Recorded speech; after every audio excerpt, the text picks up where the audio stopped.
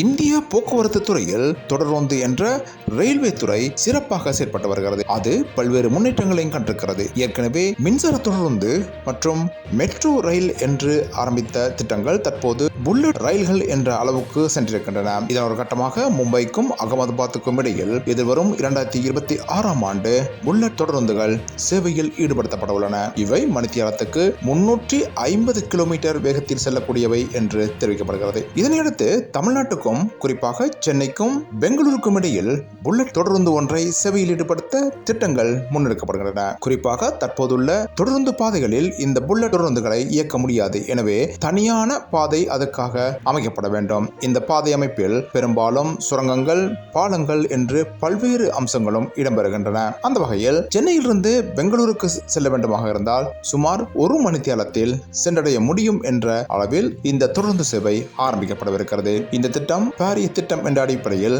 எப்போது ஆரம்பிக்கப்படும், எப்போது முடிவடையும் என்ற தகவல்கள் இன்னும் வெளியாகவில்லை. என்றாலும் புல்லட் தொடருந்துகள் சேவையில் ஈடுபடுத்தப்பட்ட போது சென்னையிலும் பெங்களூரிலும் வர்த்தக முன்னேற்றங்கள் பாரிய அளவில் விஸ்தரிக்கப்படும் என்று எதிர்பார்க்கப்படுகிறது.